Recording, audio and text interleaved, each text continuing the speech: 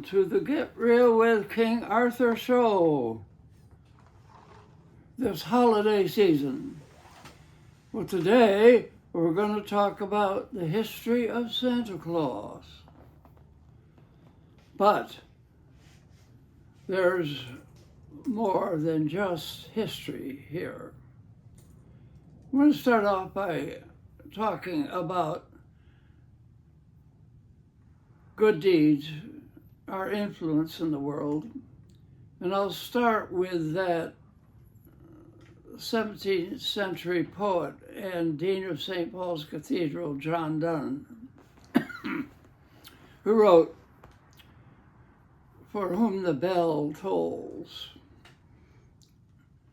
He said, "No man is an island. We're all connected."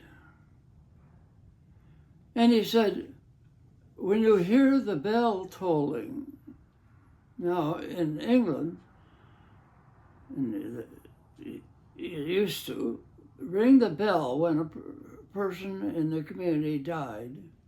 And he said, when you hear the bell ring, don't ask, for whom is the bell ringing?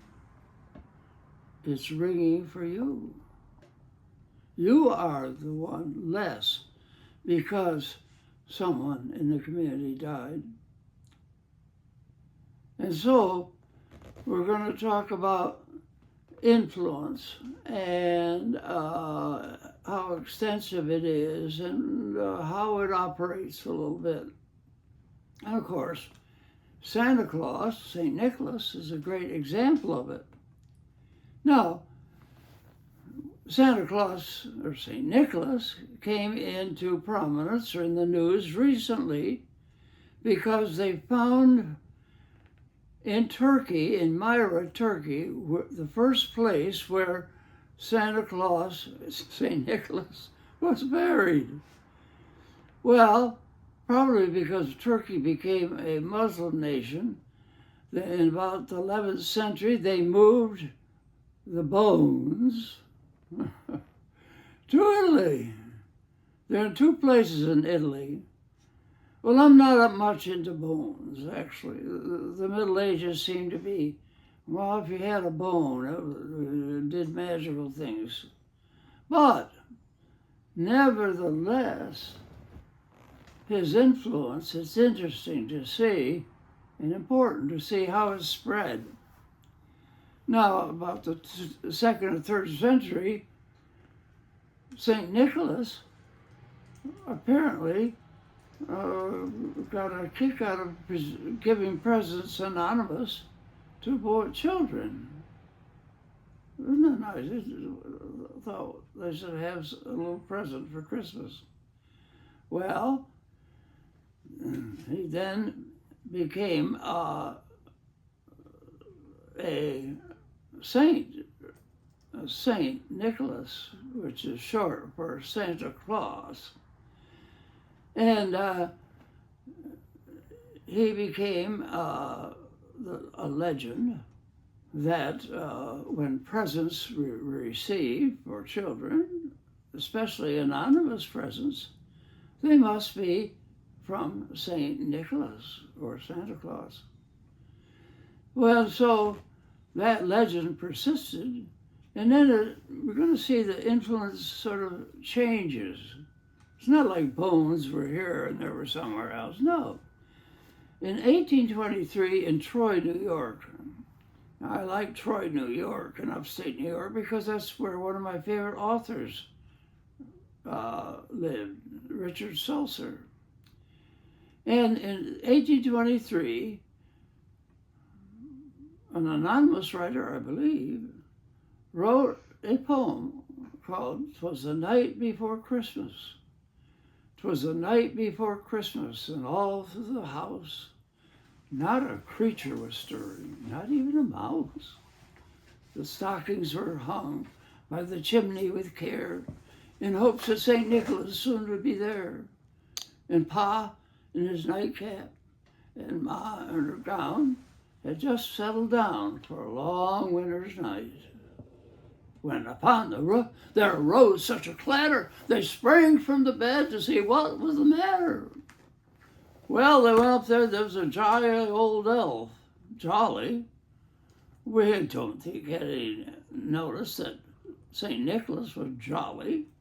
And then he said that he had a bowl, a stomach like a bowl full of jelly. Well, and furthermore, he came down the chimney with presents and whatnot. And, well, of course, more important than that, how did he get to each boy and girl? Well, they reindeer. He had reindeer that flew through the skies. Well, now, how else would they travel those days? It's interesting that Christmas has always been associated with winter, whereas scholars believe that probably Jesus was born in the springtime because the shepherds were out in the fields, lying in the fields. So I don't think they were lying on a snowdrift. So anyway, the influence of St. Nicholas through the years, when children received presents, especially anonymous ones, they said it was from Santa Claus, and they invented the traveling through the skies on a sleigh pulled by reindeer. Now, he has acquired a big stomach, and a bowl like a bowl full of jelly. And he climbs down, he shoots down the chimney. So you see the story, his influence goes on. It's taken a different shape, unlike the bones, which stay the same. And it's now a jolly old elf. And it still continues to evolve. Now, when I was in high school, it dates me, it evolved further with one of Santa Claus's reindeer, Rudolph the Red-Nosed Reindeer. Well, that's become part of the legend. So the influence isn't like the bones one place or another. It's like a wave in the sea, like a stone thrown on the pond. The influence goes on and on and on. And then also when I grew up in Whiteface Mountain in upstate New York, they had a place they called the North Pole, and they have Santa Claus there, there's elves and whatnot. It was quite something to see. So there continue to be songs about Santa Claus. Santa Claus is coming to town. You better not cry, you better not pout.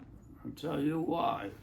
So now Santa Claus is kind of like a supernatural spy. He finds out little boys and girls how they've been behaving.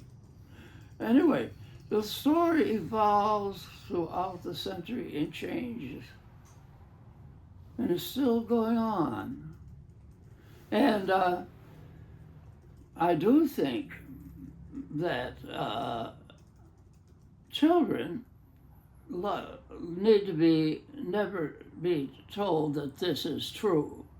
Children love let's pretend. Even little ones say, let's pretend that Santa Claus is coming and whatnot, and go through why children love that. So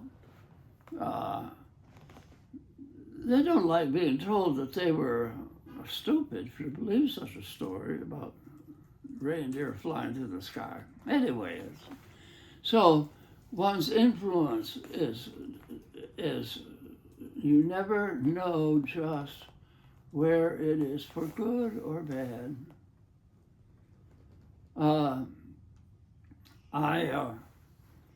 One time I was camping at Green Lakes near Syracuse, New York, and I had a tent and a dog, and there were 5 high school boys that put up a tent beside me. I didn't know any of them. They put up a tent. I may have helped them put up the tent. I don't know. And it rained during the night. It was it was terrible. terrible. And their tent, not mine, went collapse. And so when I woke up in the morning and went out, I heard them, oh, they were all wet standing there. And didn't know what to do. They didn't have any car. They didn't have anywhere to go. I said, boys, climb in the car. We're going out for breakfast. So they climbed in the car with the dog, and we went out to McDonald's or somewhere. And it did cost me, I don't know how much it cost me. I enjoyed doing it. Years later, 50 years, I got a call from one. I remember what you did when our tent fell down. Well, I don't know. I hope that none of my actions were negative. Well, I know sometimes they're negative, but like I'm haunted because, by the way, when I was in Bethlehem touring, we went to the Church of the Holy Nativity, and we were trying to get the bus back to Jerusalem, and this boy, about 10, kept hitting. I thought he wanted money or something. I said, "Get away, get away." Someone said the boy was just trying to tell you which bus to take back to Jerusalem. That has haunted me all these years, that I did that to that boy. But that I helped 5 high school boys wet and nowhere to go lives on. And your deeds, just as Santa Claus, the saints' deeds, and Zita's deeds, they live on. They're dynamic, like the waves of the sea. They'll change, and they go on and on and on. So be St. Nicholas. Be a Santa Claus this season, and have a Merry Christmas.